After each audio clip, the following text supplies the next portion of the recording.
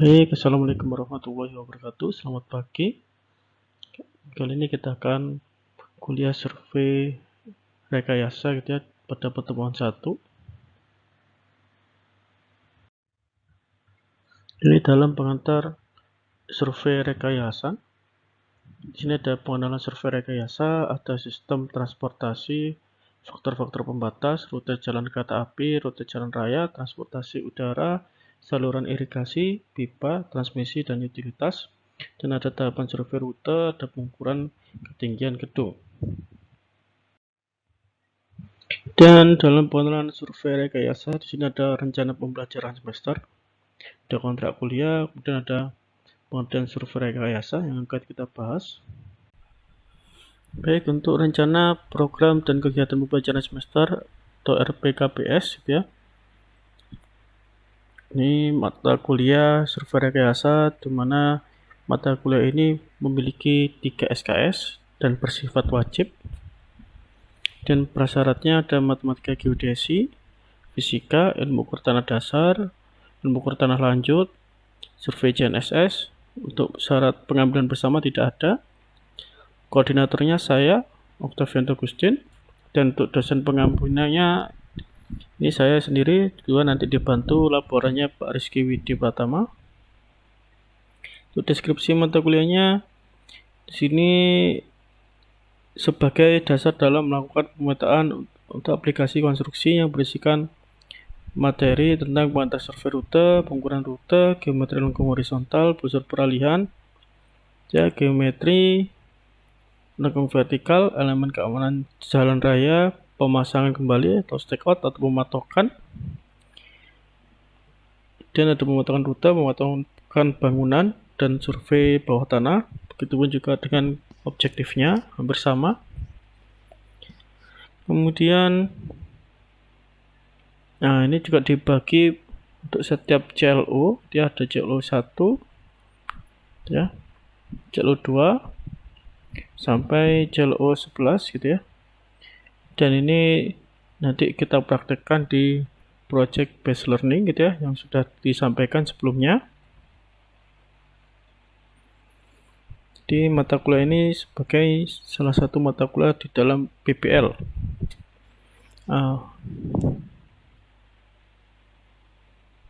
Dan untuk rencana perkuliahannya gitu, di sini ada perkuliahan teori gitu ya, ada 14 pertemuan yang akan kita lakukan dalam 14 pertemuan gitu ya. Pertama ada nanti pengantar survei rute. Di sini ada pengenalan RPS gitu ya, ada kontrak kuliah. Ini nanti ada pengenalan survei rekayasa, sistem transportasi, rute jalan, ya, hingga tahapan survei rute. Dan pertemuan 2 ada pengukuran rute. Sini ada pengukuran rute terpilih, pengukuran desain, fasilitas rute, pembuatan peta revisi, peta untuk perencanaan. Dan minggu ketiga ada pengukuran rute terpilih, pengukuran desain, fasilitas rute, pembuatan peta revisi, peta untuk perencanaan.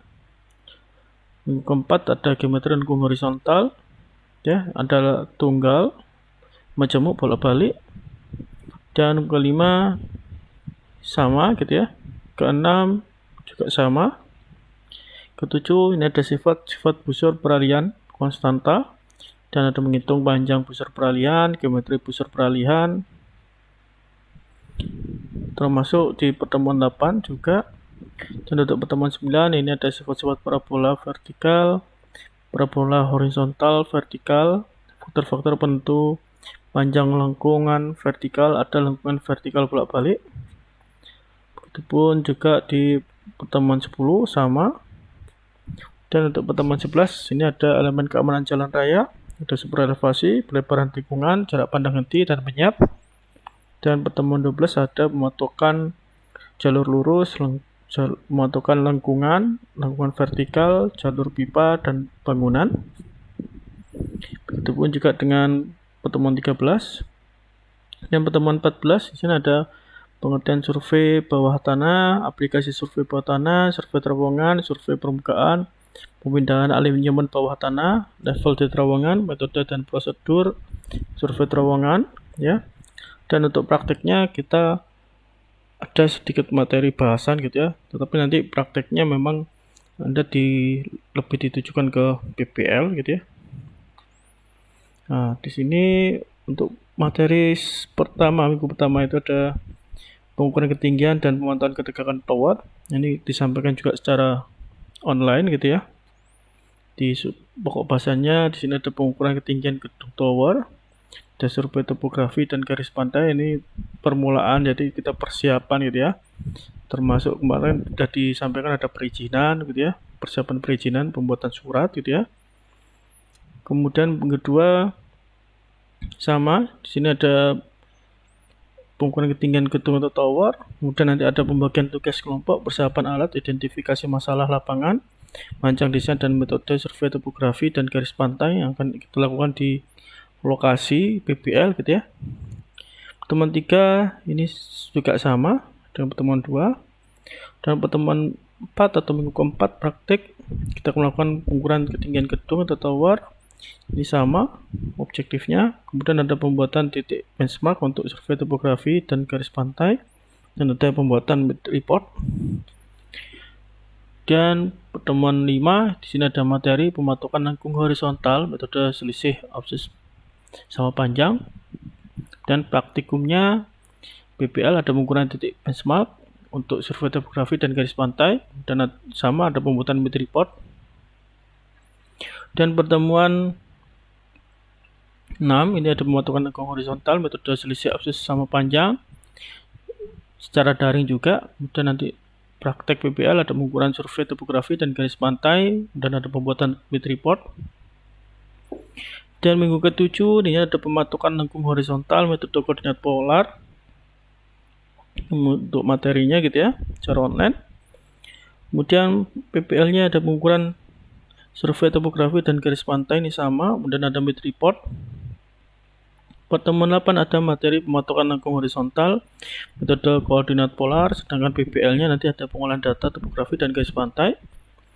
Dan untuk pertemuan 9 materi learning-nya online-nya ada pematokan lengkung horizontal, metode selisih busur sama panjang. Dan untuk PPL-nya ada pengolahan data topografi dan garis pantai. Nah, kemudian di pertemuan 10 ada pematokan lengkung horizontal, metode selisih busur sama panjang. Sama, kemudian untuk PPL juga sama, pengolahan data topografi dan garis pantai. Dan pertemuan 11-12 ini ada materi learning atau secara online ya, ada pematokan lengkung horizontal, metode poligon. Kemudian ada juga PPL sama, ada pengolahan data profil panjang dan melintang. Dan pertemuan 13-14 ini kita bahas sisa materi online, ada pematokan lengkung gitu ya. Dan untuk praktik PPL-nya ada perhitungan serta pengolahan data galian dan timbunan. Nah, kemudian ini ada daftar pustaka yang bisa Anda cari atau Anda dapatkan gitu ya. Nah, dan kita akan lanjut ke kontrak kuliah. Oke, kita lanjut untuk kontrak kuliah gitu ya. Untuk deskripsi ini sama, capaian pembelajaran juga sama, capaian pembelajaran khusus juga sama ya. Oke, untuk peta kompetensi ini juga sudah disesuaikan dengan objektif yang harus mahasiswa dapatkan gitu ya. Kemudian di sini untuk strategi perkuliahan ini untuk tes UAS-nya kita langsung ke presentasi ya. Nanti ada presentasi, mid report sama final report gitu ya. Dan komponen penilaiannya ini ada standarnya, udah standar di Polibatam.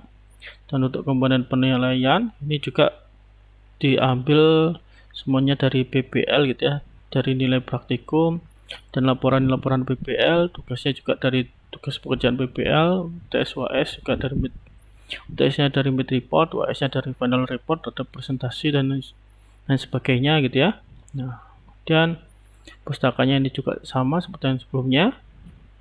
Nah, ini di jadwal pertemuan dan pustaka yang didapatkan.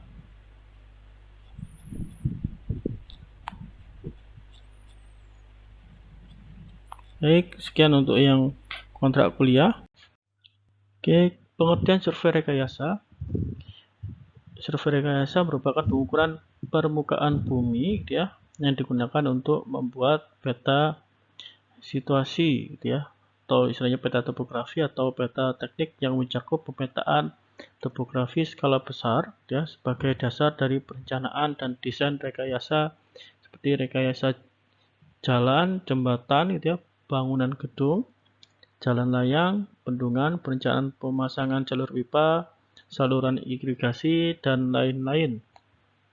Nah, ini perlu dipahami bahwa kita sudah bukan untuk pemetaan skala kecil ya, tetapi lebih ke skala besar lagi, lebih ke desain, misalnya gambaran desain secara detail dari sebuah objek atau bangunan rekayasa, itu seperti jalan, jembatan, bangunan gedung, jalan layang, bendungan gitu ya, dan lain sebagainya.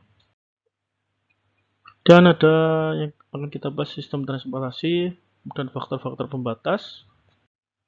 Di dalam sistem transportasi ini ada yang dimaksud seperti jalan kereta api, jalan raya, transportasi udara, jalur pipa, dan saluran air. Dan di beberapa negara ini juga termasuk masalah jalur transmisi tenaga listrik ya, telepon ataupun telegraf. Dan ada jalur kabel depan berjalan atau conveyor gitu ya. Dan di situ ada telang air dan flow. Dan di dalam sistem transportasi ada lokasi dan konstruksi dari jalur atau sistem ini dirancang atau direncanakan di kantor atas dasar survei lapangan gitu ya, yang mungkin dengan survei terestris seperti contoh ini ada survei udara juga gitu ya, atau fotogrametris, dan nanti bisa dikombinasi antara keduanya.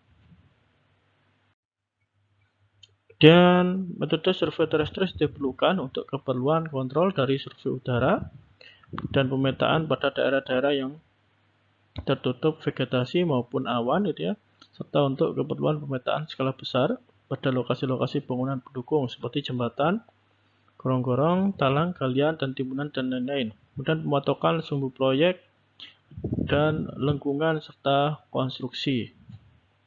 Nah, di sini ada contoh-contoh pematokan, ada gambar dari bangunan yang sudah dibuat gitu ya. Nanti ada pematokan ya dalam skala besar gitu ya. Nah, ini lokasi pematokan di sebelah mana, misalkan pematok sebuah gedung, kita ada penanda atau pinjaman dari tepi-tepinya gitu ya. Kemudian dalam sistem transportasi dia ada pertimbangan ekonomi, ada penyuluhan, penampakan fisik, dan topografi lapangan, dan ada tujuan proyek, ketentuan-ketentuan teknis seperti jarak yang terpendek antar stasiun gitu ya, kemiringan, kelengkungan minimum, dan lain-lain, atau beberapa alternatif rute, dan beberapa kemungkinan alternatif yang direncanakan dapat dipilih mana yang baik gitu ya. Nah, di sini ada lokasi rute dan bangunan-bangunan pendukungnya ditentukan dengan pertimbangan dan saran dari para insinyur. Bila di kemudian hari perlu diperbaikan atau perkembangan tidak akan menemui kesulitan. Kemudian pada faktor-faktor pembatas ini ada faktor utama yang harus diakomodir dari jalan kereta api dan jalan raya. Ini seperti masalah lalu lintas dan juga kondisi medan lapangan atau topografi. Di sini ada istilahnya kondisi gitu ya. Kondisi ini bisa datar, bergelombang, atau rolling, dan dari ringan hingga berat, dan berbukit atau bergunung-gunung gitu ya, dari ringan sampai berat. Dan ada pola drainase, ini medan lapangan seperti lokasi pada lembah, lokasi pada punggung bukit, dan lokasi lintas medan. Ada lokasi medan yang datar, rute antara dua terminal bisa dibuat lurus, tapi sering arahnya ini sedikit dirubah dengan tikungan-tikungan sebagai strategi ya, untuk menghindari kebosanan dari para pengemudi ya, atau untuk mengurangi biaya pembebasan tanah dan apabila memotong daerah pemukiman, atau juga bisa untuk menghindari areal makam dan bangunan-bangunan sekolahan dan tempat ibadah. Nah, karena ini pasti harus banyak pertimbangan gitu ya dipikirkan. Dan pada daerah yang bergelombang dan bergunung-gunung, tipe rute jalan kereta api dibuat mengikuti lembah gitu ya, agar kemiringan dan tikungan mudah disesuaikan dengan pola drainase yang ada dan juga ketinggiannya. Dan jalur rute harus dibuat di atas level banjir tertinggi ini agar aman. Dan lokasi rute pada punggung bukit ya, banyak hal yang harus dipertimbangkan, antara lain ada drainase, galian timbunan minimal, kemudian ada kemiringan sumbu agar masih memenuhi standar minimal gitu ya. Dan tetapi kondisi ideal demikian bisa diatasi pada rute yang jarak-jaraknya dapat diperpanjang, sehingga arahnya secara umum pada daerah yang bergelombang rute dapat disesuaikan dengan kondisi medan ini. Dan pada lokasi lintas medan ya, untuk mengurangi kemiringan akan banyak diperlukan galian dan timbunan serta jembatan. Dan banyak jalan-jalan raya yang ada pada medan yang demikian ya, pandangan ke arah vertikal lebih diutamakan untuk keselamatan pengendara daripada geometri ke arah horizontal. Vertikal ini lebih ke naik turun gitu ya, kalau horizontal ke belok atau tikungan kanan kiri gitu ya.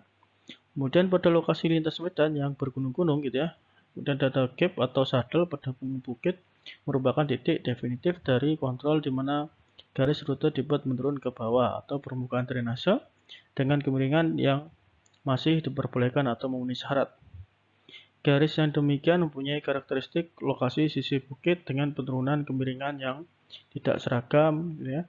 Kelengkungan yang disesuaikan dengan bentuk medan dari ringan sampai berat dalam keseimbangan antara galian dan timbunannya. Dan survei untuk sistem transportasi dibutuhkan untuk setiap tahapan.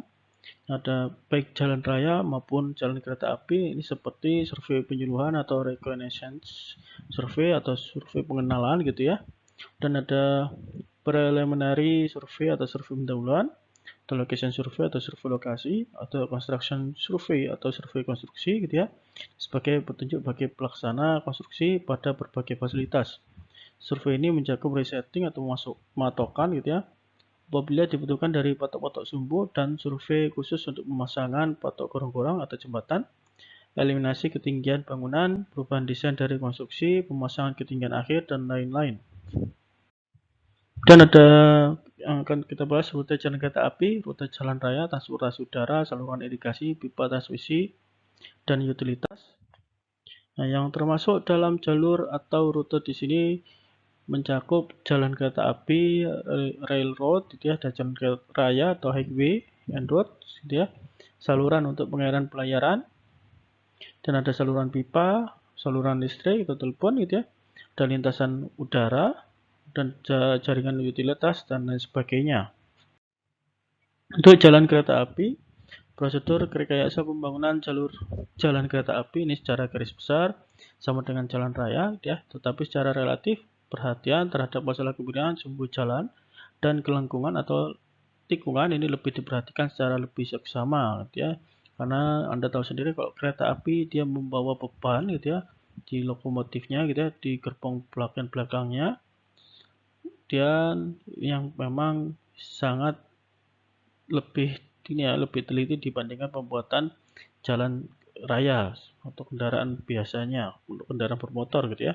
Dan faktor perlambatan dari lokomotif dalam menarik gerbong yang harus diatasi, karena di sini ada beberapa faktor yang memperlambat kecepatan, antara lain seperti perlambatan kereta, perlambatan karena kemiringan sumbu jalan, perlambatan karena tikungan.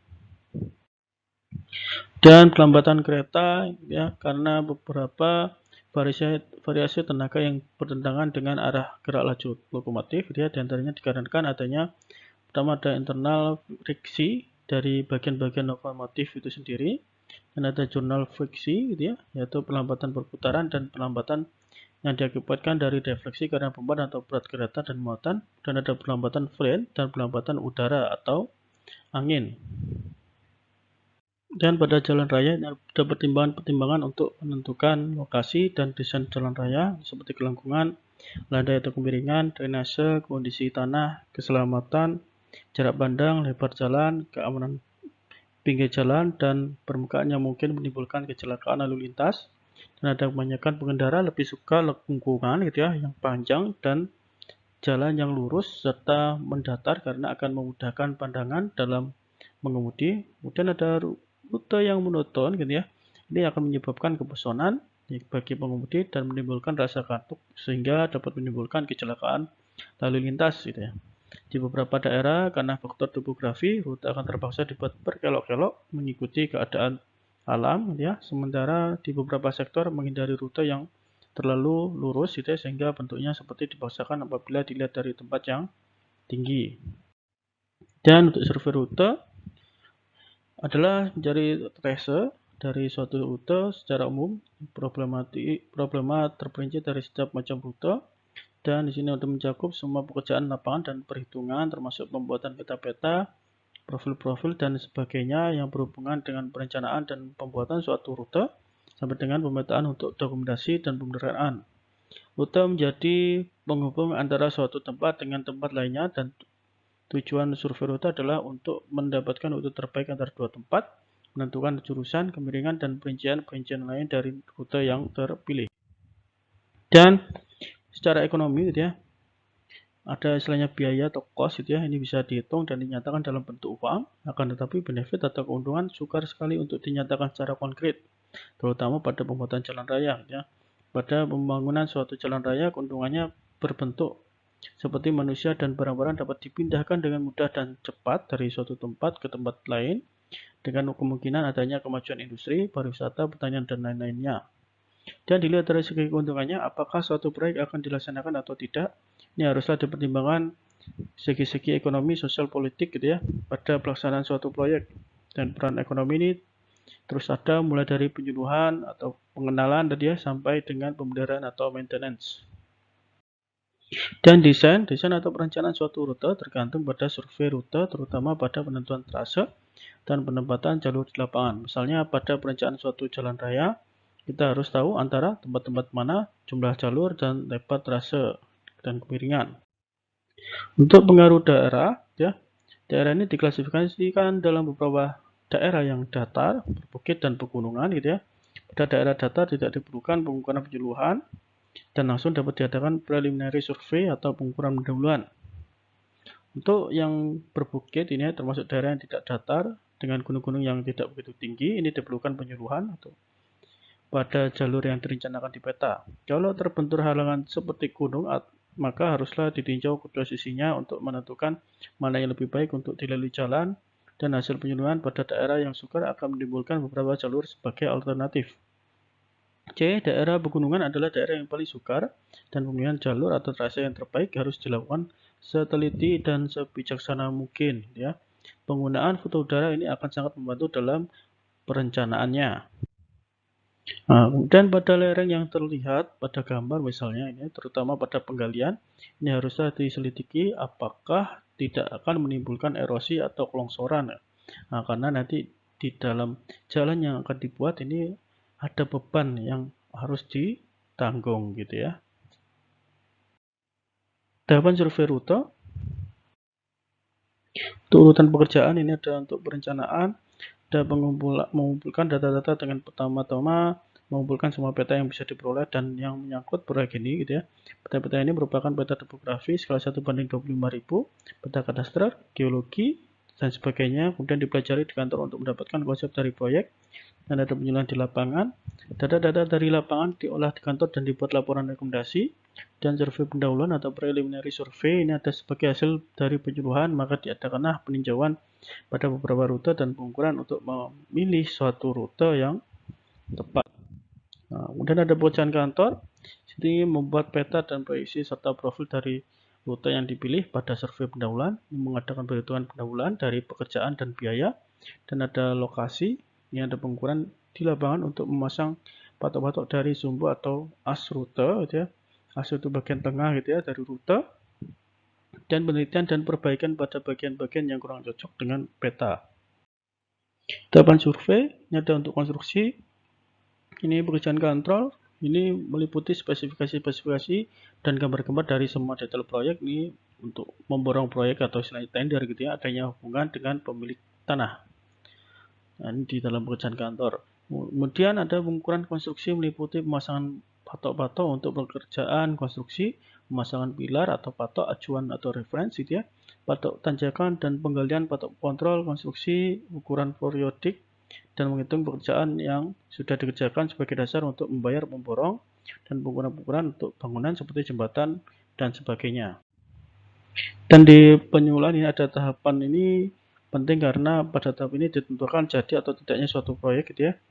Dan pada tahapan ini perencanaan mencari jalur-jalur alternatif dengan bantuan atau pada peta topografi gitu ya, sehingga didapat beberapa alternatif jalur. Kemudian jalur tersebut diadakan penelitian lebih lanjut dengan peta topografi dan dapat direncanakan arah-arah jalur atau trase yang memungkinkan. Dalam menentukan arah trase yang ini, kita harus mengetahui kemiringan maksimum yang diperbolehkan dan skala peta yang diperkenakan dan interval garis konturnya. Penyelidikan di tahap ini harus secara integrated gitu ya, artinya bukan saja dari segi teknis, tapi juga dari segi sosial ekonomis, kecuali itu kita juga harus bisa meramal pengaruh proyek ini dalam waktu kemudian. Nah, ini segi ekonomi juga tetap harus dipahami gitu ya. Selanjutnya di survei pendahuluan ini ada mengadakan peninjauan ke lapangan ini untuk memilih jalur yang terbaik.